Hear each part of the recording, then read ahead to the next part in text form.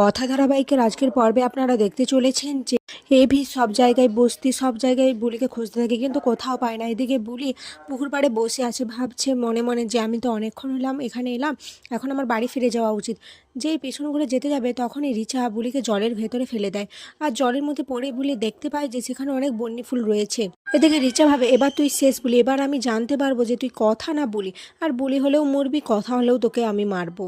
তখনই জলের মধ্যে দিয়ে অগ্নি আসে আর বুলিকে বাঁচিয়ে নেয়, উপরে নিয়ে আসে। এটা দেখে রিচা বলে, এ কি, এভি এখানে কি করে এলো, ও কিভাবে জানলো, ওর তো জানার কথা নেই। এরপর বুলিকে ওপরে নিয়ে এসে বুলি অজ্ঞান হয়ে যায়, আর অগ্নি তার নিজের শ্বাস দিয়ে বুলিকে জ্ঞান ফেরানোর চেষ্টা করে, তার মাউথ প্রসেসিং করার চেষ্টা করে। আর এই সমস্ত কিছু রেখে আড়াল থেকে দেখতে থাকে।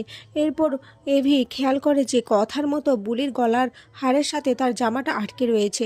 সে ভাবতে থাকে, আমি কথাকে নিজের চোখের সামনে থেকে হারিয়ে গেছি, তোমাকে হারাতে দেব না। এদিকে রিচার তো সন্দেহ হয়ে বলে, আমার মন বলছে যে এই কথা, আমার তো আরও বেশি ডাফেল সন্দেহ হচ্ছে। এরপর এভি বুলিকে বাড়িতে নিয়ে আসে, এরপরও ট্রিটমেন্ট শুরু হয়।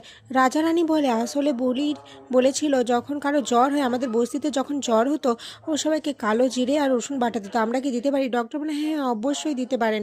এদিকে এভি ভাবতে থাকে, আমার কেন যেন এর সাথে কথার এত মিল কিভাবে সম্ভব হচ্ছে। এই মেয়ের ব্যাপারে আমাকে খোঁজ খবর নিতে হবে। দেখছি এখানে আজকের পর্ব শেষ হয়েছে।